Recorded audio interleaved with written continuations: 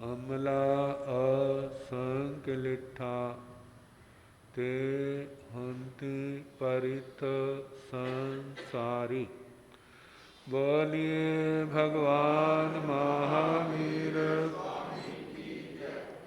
पावन चरित गुरुदेव जी।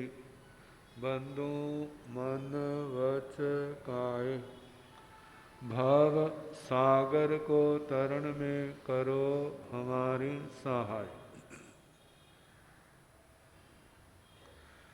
जिन शासन जिन वाणी सदा जयवंत हो, श्रवण संग सदा अविचल मंगल हो। मुक्ति को प्राप्त श्रमण भगवान महावीर स्वामी, उनकी परम पावन कल्याणी भागवती वाणी वाचक प्रमुख श्री इंदर भूति गौतम आदि गणधर भगवंत, योग प्रधानाचार्य परम पूज्य श्री सुधर्मा स्वामी जी महाराज, उनकी परम पावन पाठ परंपरा, वर्तमान आचार्य ध्यान योगी परम पूज्य श्री शिव मुनि जी महाराज एवं गुरुजन सबके पावन चरण सरोजों में मेरा अनंत अनंत बार वंदना नमस्कार। उपस्थित धर्म प्रेमी सज्जनों, माता तथा बहन, संबर तत्व में परिसहों का वर्णन चल रहा। 19वां परिसह सत्कार पुरस्कार। कल बता रहे थे सत्कार पुरस्कार ऐसी वस्तु है, लगभग सारा तो नहीं कहते, उसको ना कोई नहीं करता। क्या चाहते हैं? सत्कार पुरस्कार। कहीं मत्था भी टेकते हैं ना, हे भगवान हमें इज्जत बख्शना। क्या करना? वो इज्जत क्या है? सत्कार सम्मान ही तो है ना। और कहीं इज्जत के ऊपर सत्कार सम्मान पर आंच आने की संभावना हो तो स्तुति क्या की जाती है? हे भगवान हमारी इज्जत की रक्षा करना, हमारी नाक की रक्षा करना, हमारी नाक ना कटे। देखो इस सत्कार पुरस्कार के लिए दुनिया क्या करती और क्या नहीं करती। कारण क्या? जिसका सम्मान है उसका समाज के अंदर स्थान भी है, जिसका सम्मान नहीं है, इज्जत नहीं है, उसका जीवन कैसा है? कुछ भी नहीं है। कहा कि सत्कार सम्मान कहते होना तो चाहिए, लेकिन वह सत्य के ऊपर आधारित होना चाहिए। किसके ऊपर? सत्य के ऊपर आधारित होना चाहिए, झूठ के ऊपर नहीं होना चाहिए। झूठ का भवन कितनी देर खड़ा रहेगा?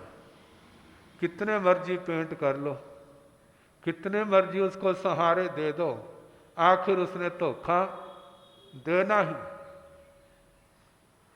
कहा है एक जीना होता है सत्कार सम्मान के लिए, लेकिन एक सोचता है मैंने कोई सत्कार दे चाहे ना दे, मुझे इसकी चिंता नहीं करनी, मेरे को एक प्रामाणिक जीवन जीना है। प्रामाणिक जीवन, पवित्र जीवन जीना है, जिस जीवन से किसी का घात ना हो, किसी को नुकसान ना हो, मैं स्वयं भी आगे बढ़ूं और दूसरों को भी अपने साथ आगे बढ़ाऊं। ऐसा जीवन प्रशस्त है। कहते हैं कोई उसका सत्कार करता है तो क्या, यदि नहीं करता है तो तो क्या उसका क्या बिगड़ रहा है? वो अच्छे रास्ते पर चल रहा है और उसकी मंजिल क्या आएगी? अच्छी ही आएगी। तो कहाँ है? जिस समय किसी का सत्कार होता है तो दूसरे को जलन भी होती है। इसका क्यों हो रहा है? मेरा क्यों नहीं हो रहा? अब एक दूसरे को जानते भी हैं, अब उसके पॉजिटिव पॉइंट तो ध्यान नहीं आएंगे, नकारात्मक उसके दिमाग में घूमेगा। मैं इसको जानता हूं, ये कैसा है, ये दुनिया को कैसे ठग रहा। मतलब शांति नहीं। कहते हैं किसी के सत्कार को पहचाना ये भी आसान काम नहीं।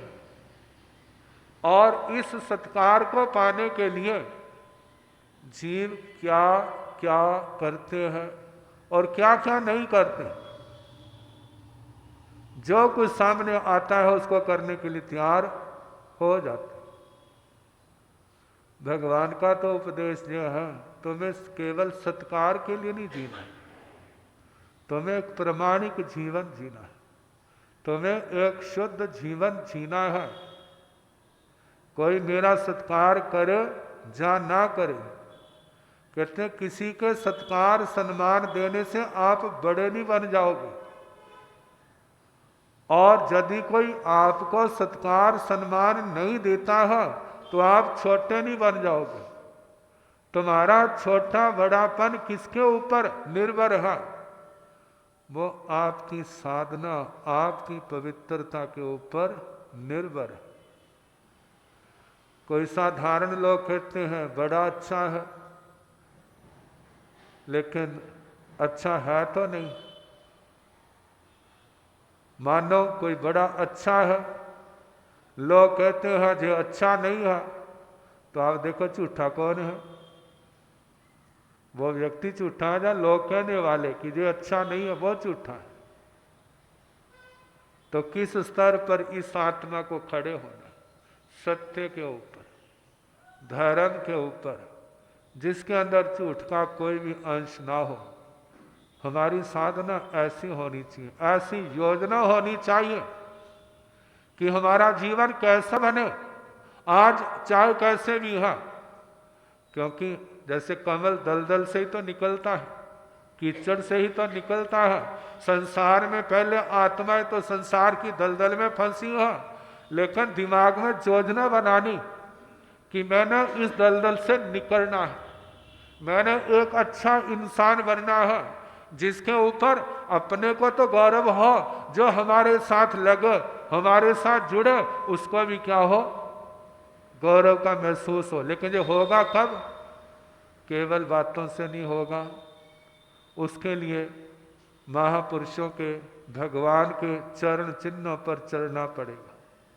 जब चरण चिन्हों पर चलता है तो अनेक प्रकार के उतार चढ़ाव आते हैं, कष्ट आते हैं। देखो भगवान चल रहे थे ना, कितना कुछ रास्ते में आया है, लेकिन वो बढ़ते गए बढ़ते गए। कहेंगे बढ़ना तो हम भी चाहते हैं, भगवान के अंदर तो ताकत थी, लेकिन हमारे अंदर वो ताकत नहीं है। तो भगवान के अंदर जो शक्ति पैदा हुई है वो किसी का वरदान थोड़ी थी, किसी का वरदान नहीं थी, किसी की दी हुई शक्ति नहीं थी। वो शक्ति कैसी थी? अपने द्वारा उपार्जित थी। कैसे उपार्जित हुई? जो उन्होंने जन्म जन्म में संयम पाला, जन्म जन्म में तपस्या की, जन्म जन्म में जो सेवा की, साधना की, उसके कारण से कर्मों का बोझ हल्का हुआ है, आत्मा की सोई शक्तियां जागृत हुई, तब वह शक्ति मिली है। तो वह शक्ति तो हमारे अंदर भी है, आपके अंदर भी है, लेकिन उसको जगाने के लिए सुलाया किसने है? इस आत्मा ने सुलाया है। कैसे सुलाया है? 18 पापों का सेवन करके। 18 पापों का सेवन करने से जो शक्तियां सोती हैं, वो 18 पाप प्राणातिपात से लेकर के मिथ्यात्व तक, जिन 18 पापों का सेवन करने से बुद्धि खत्म हो जाती है, सोचने की शक्ति नहीं रहती, आत्म बल जो है वो भी घटते घटते घट जाता है, उठना बैठना भी उनके लिए मुश्किल हो जाता है। लेकिन जिन्होंने 18 पापों से अपने आप को बचाया और उनके अंदर वह शक्ति प्रकट होते होते कहते और तो क्या मेरू पर्वत को भी हिला सकती है, इस पृथ्वी को ऐसे उठा करके घुमा करके छाते की तरह लगा सकता है। लेकिन ये शक्तियां प्रदर्शन के लिए नहीं, दूसरे को प्रभावित करने के लिए नहीं, दूसरे मेरी वाह वाह करे इसके लिए नहीं। इन शक्तियों का प्रयोग कहाँ होना चाहिए? काम को जीतना है, क्रोध को जीतना है, लोभ को जीतना है। जितने विकार हमारे अंदर बैठे हैं उस शक्ति के द्वारा इनको जीतना है, ना कि दूसरे लोगों को मान सम्मान के लिए मसलना है, दूसरों का विनाश करना। जैसे शक्ति का प्रयोग नहीं होना चाहिए। जब वासुदेव श्री कृष्ण जी महाराज को पता चला मेरे ताया के बेटे आरिश नेमी जी कितनी पावर रखते हैं, कहते मेरे को पता होता तो मैं 6 के 6 खंड जीत लेता। कहने लगे भैया मेरे को नहीं पता था तेरे अंदर इतनी ताकत है, आज पता चला, क्योंकि मेरे शस्त्रों को और कोई उठा नहीं सकता, चला नहीं सकता, लेकिन आप बच्चों की तरह उनको क्या कर रहे हैं? उछाल रहे हैं। इतनी शक्ति के धनी है, कितना अच्छा हो मैं 3 खंड जो रह गए उनको भी जीत लो। कहते 6 तो जरूर, मेरे को 1 खंड की भी जरूरत नहीं है, मेरे को कुछ नहीं चाहिए। मेरे को मतलब कुछ नहीं चाहिए का मतलब संसार का कुछ नहीं चाहिए, चाहिए तो बहुत है, लेकिन जो चाहना आप लोगों की है वो मेरे को नहीं चाहिए। मेरे को क्या चाहिए? आत्मा का स्वरूप जो क्या हो, आवरणों से मुक्त बने। मेरे जन्म जन्म के जो चले आए विकार है, मौनी कर्म का परिवार है, ज्ञानावर्णीय दर्शनावर्णीय अंतराय कर्म का परिवार, इसको नष्ट करना है। जो संसार में घुमाने वाला है, अघाती कर्मों को क्षय करके मैंने सिद्ध गति को जाना है। और उन्होंने इन कर्मों को क्षय करने के लिए उस शक्ति का प्रयोग किया, और उस प्रयोग के द्वारा पहले घाती कर्मों को क्षय किया, फिर अघाती कर्म क्षय हुए, फिर सदा के लिए संसार से क्या हो गए? मुक्त हो गए। अब कोई भय नहीं। कहा शक्ति का सेवन इसके लिए होना चाहिए, बाहर के लिए नहीं। लेकिन जानते हैं ना, भरा भरा परिवार अच्छा लगता है, भरा भरा परिवार, आज्ञाकारी सेवक अच्छे लगते हैं। जब ये अच्छे लगते हैं तो जीव जो है शक्ति के उपार्जन के लिए फिर कितने देवी देवताओं का आश्रय भी लेता है, उनकी साधनाएं करता है, समय समय पर चमत्कार भी दिखाता है, और उन चमत्कारों को देख करके साधारण जनता जो है उनकी बाबा कर उठती है, उनकी अनुगामी बन जाती है। बस वो उनको ऊपर उठाते हैं और वो उनको ऊपर उठाते हैं। खूब बाबा होती है, लेकिन आत्म कल्याण की बात, आत्म कल्याण की बात इस बाबा से नहीं होती। वो किससे होगी? वो कर्मों को क्षय करने से होगी। कर्म क्षय कब होगा? जब आत्मा भगवान के मार्ग पर चलेगा। आपने भगवान की जीवन गाथा में सुना ना, संगम ने क्या कहा था?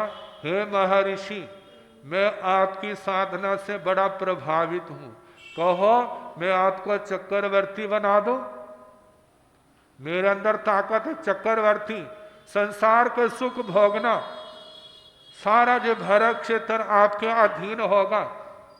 कहो तो जीते जी मैं आपको स्वर्गों में ले जाऊं, वहां स्वर्गों के दृश्य देखना। लेकिन भगवान जो 4 ज्ञान के धारक थे, 4 ज्ञान के धारक थे, वो सब जानते जो सारी की सारी माया है। मानो मिल भी जाए तीनों लोकों का जो भौतिक आधिपत्य मिल भी जाए तो वह मेरी आत्मा को तृप्त करने में समर्थ नहीं है। ये जितने स्थान हैं ये सारे के सारे नश्वर हैं। चक्रवर्ती का स्थान भी शाश्वत नहीं है, इंद्र महाराज का स्थान भी शाश्वत है, उस पर विराजने वाला वो सदा बैठा नहीं रहेगा। जहाँ तक इंद्रों में हुकूमत बार में देवलोक के इंद्र महाराज और वहाँ उनकी पदवी भी एक जीव के भाग में सदा नहीं रहती। जहाँ तक 5 उत्तर विमानों का सुख है वह भी आत्मा को सदा के लिए नहीं मिलता। वो जानते हैं, कहते हैं सारा मेरे को भरमाने का प्रयास किया जा रहा है। जैसे बच्चे को करते हैं ना भरमाने के लिए, जब बच्चा जिद कर लेता है तो उसका सब्जेक्ट बदल देते हैं ताकि वो क्या हो जाए। कहते हैं इसी प्रकार जो अपनी माया के द्वारा मेरे को भटकाना चाहता है, लेकिन जो रास्ता जे दिखा रहा है वो मेरा रास्ता नहीं है। मेरा रास्ता कौन सा है? जो भगवान का रास्ता है उसी रास्ते पर हमने चलना है। ठीक है वो गति हमारी नहीं है, लेकिन रास्ता तो लक्ष्य तो हमारा वही है। आप लोगों का भी वो लक्ष्य बनाना है। वो लक्ष्य बनाकर चलोगे तो दिन प्रतिदिन उत्थान होगा, और उस लक्ष्य को छोड़ करके दुनिया की चकाचौंध में दुनिया की माया के अंदर फंस जाओगे तो समझना हाथ में कुछ नहीं आएगा। जो कुछ पास है वो भी सब कुछ छीन करके ले जाएंगे। प्रलोभन आएंगे, लेकिन अज्ञानी आत्मा भटक जाता है। ज्ञानी आत्मा उस जाल के अंदर फंसता नहीं है। भगवान का मार्ग एकांत कल्याणकारी है। वो लोग भाग्यशाली हैं जो इस मार्ग पर दृढ़ श्रद्धा भक्ति के साथ चलते हैं, और इस मार्ग पर चलते समय कैसे परिसर क्यों ना आ जाए, उपसर्ग क्यों ना आ जाए, उनको समता से सहन करने का प्रयास करते हैं। लेकिन वो चोर दरवाजे नहीं खोलते। ज्यादा से ज्यादा जो भगवान का मार्ग वही हमारा मार्ग। ठीक है वो आचार हमारे अंदर नहीं आया, लेकिन सपना तो हमारा वही है, वैसा हमारे अंदर भी आए। हम ईमानदारी से चल रहे हैं तो एक दिन वो बात भी हमारी आत्मा के अंदर आएगी। तो भगवान कहते हैं इस सत्कार पुरस्कार के चक्कर में नहीं पड़ना। ये सारी चीजें क्या है, नश्वर है। आपका ध्यान लोक की प्रतिष्ठा नहीं होनी चाहिए।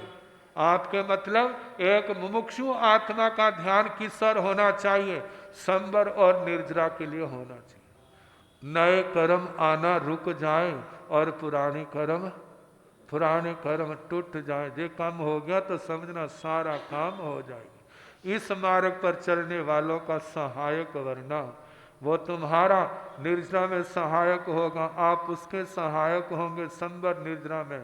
दोनों की गति मोक्ष मार्ग पर होगी। और एक दिन ऐसा आएगा जैसे भगवान को केवल ज्ञान हुआ, इस आत्मा को भी क्या हो जाएगा, केवल ज्ञान हो जाएगा। हम सब इस मार्ग के आराधक बने, ऐसी हमारी भावना है। इस मार्ग पर चले तो सत्कार पुरस्कार के चक्कर में पड़ करके कभी भी इस संयम मार्ग से इधर उधर नहीं होना, धर्म के मार्ग से इधर उधर नहीं होना। अब इसके आगे प्रज्ञा परिचय आएगा बुद्धि का, जो क्या है, जैसा समय होगा सुनाने का प्रयास करें।